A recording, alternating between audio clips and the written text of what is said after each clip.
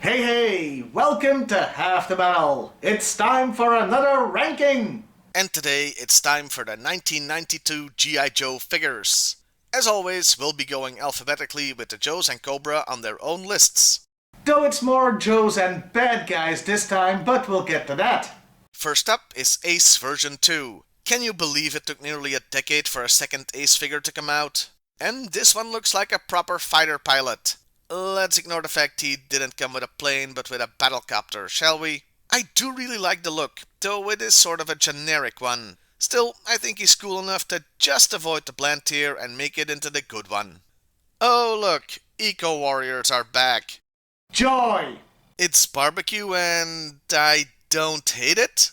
Colors are okay, still looks like a fireman, which means for once the real water gun gimmick makes sense. So yeah, I can't believe I'm saying this, but I'm putting him into the good tier. In dead last place though, because still, Eco Warriors.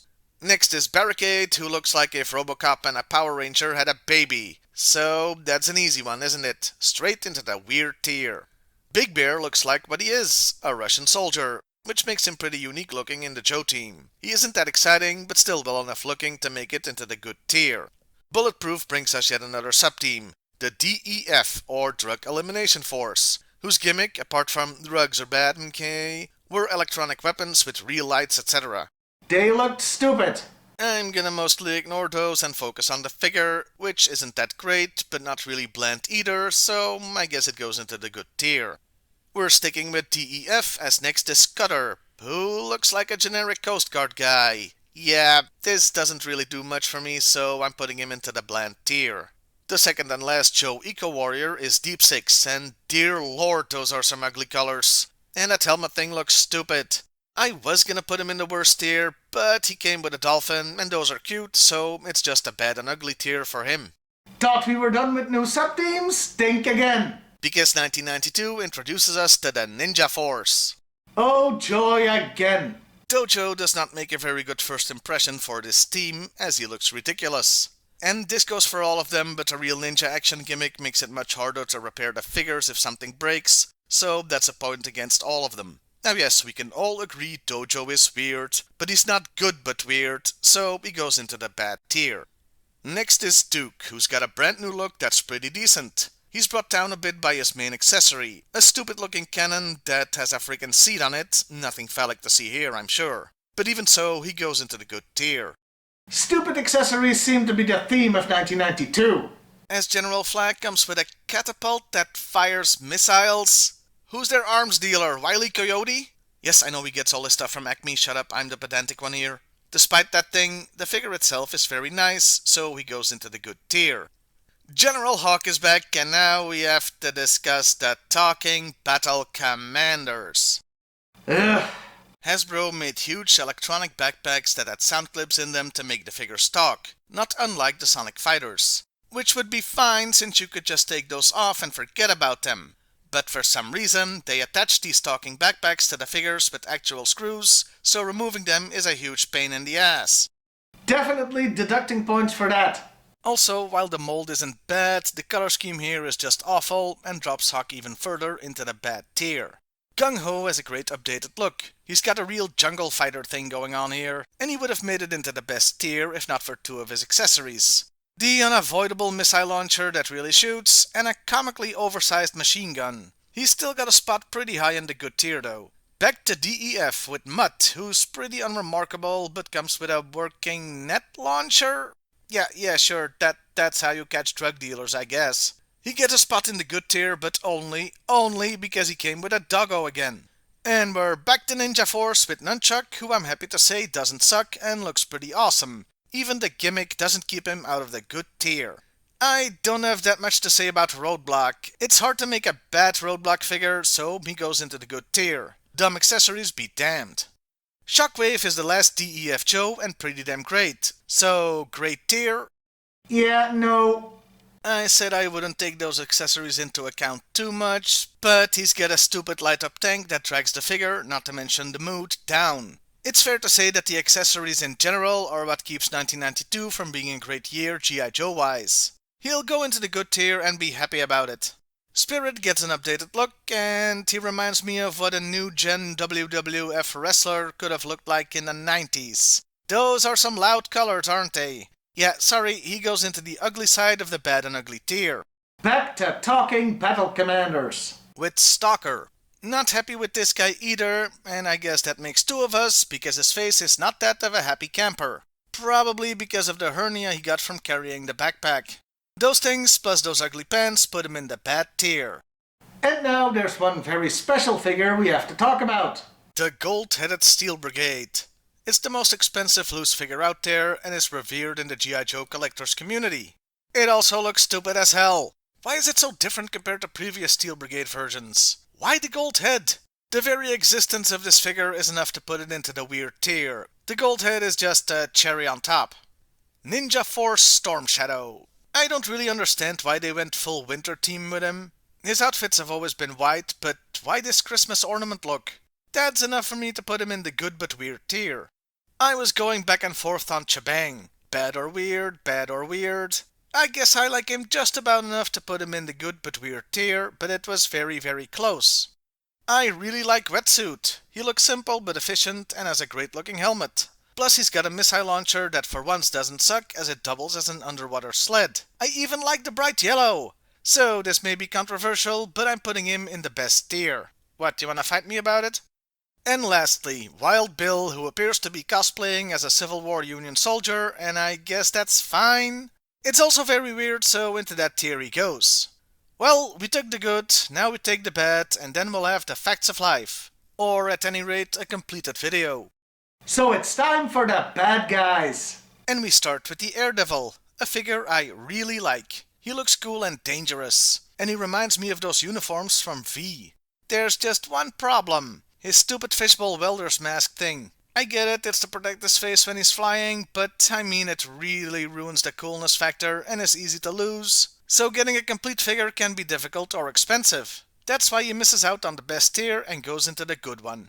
Talking Battle Commanders are back with the commanderest of them all, Cobra Commander. And this really sucks. I mean, it's a good figure, it really is, but I can't put it in the good tier because of the damn backpack. Okay, you know what? I'll compromise. Since the whole talking gimmick and the huge specs are so weird, this figure can go into the good but weird tier as the ambassador or something. Destro's back, and like last year's Cobra Commander, he's been hitting the roids, hasn't he? That is one barrel chest, and does he ever want to show it off? To say nothing of that collar! I mean, wow, it's all just too much. It's like they made a caricature of Destro. He goes into the bad tier. Ninjas are back with Dice, and hey, it's another good one. Nice mold, nice colors, even nice accessories.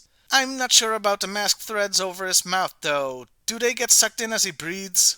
To say nothing of eating wearing that. Still, good tier it is. Eels version 2. The original was a very realistic looking scuba diver, and then we got whatever the hell this thing was. That yellow might have worked on Wetsuit, but it really doesn't work here. He goes into the bad and ugly tier. I don't know what direction they tried to go with Firefly, but how the hell did we end up here? That green on him is repulsive, ditto on the accessories. Yeah, bad and ugly tier. Like Barricade, the Flak Viper also has a Robocop thing going. But guess what? I really like this figure, I do! I think he looks awesome, and I can even forgive the weird twin missile backpack. And since this is my list, not yours, he goes into the best tier. And now we come to the reason this is called the bad guy list and not the Cobra list. The Headhunter. Yeah, not part of Cobra. He's with a drug-dealing organization, and while it feels weird and inappropriate to make an action figure of a drug dealer, he looks so cool. He looks so badass!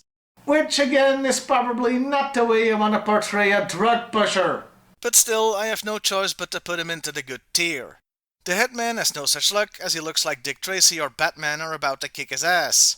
The gold pinstripes, I mean, what is even the hell? He goes into the weird tier, not just for that, but because this is an action figure of a drug dealer in the frickin' GIJoe line. Next is the Heli Viper, and this Frankenstein figure just doesn't work. The Snow Serpent head on the Night Viper body doesn't work. The color scheme clashes and doesn't work. It's all just a mess. Bad tier it is.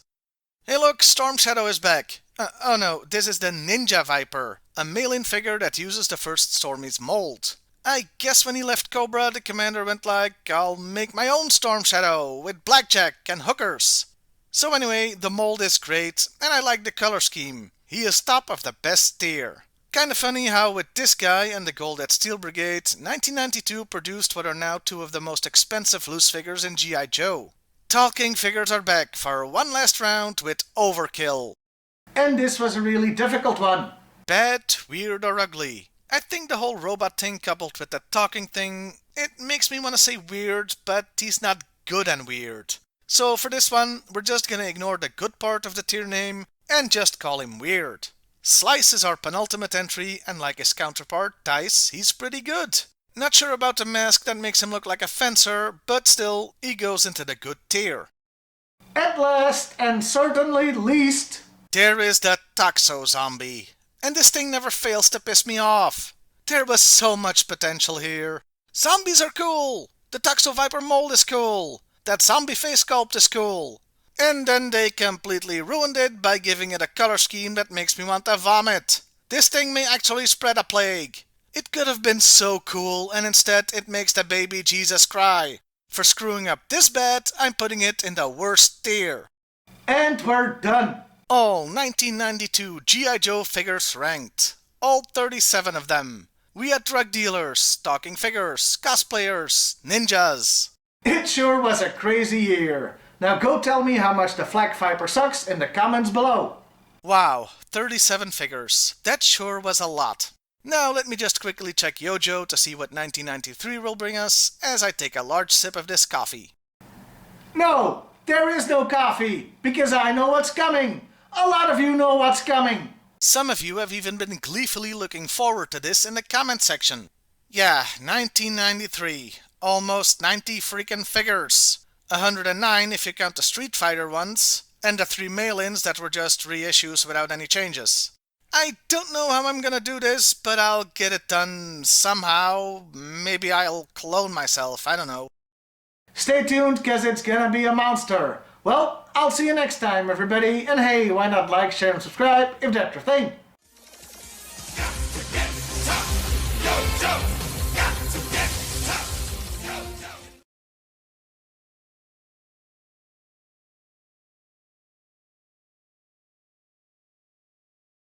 In case you're wondering, my central heating doesn't work because my boiler is broken.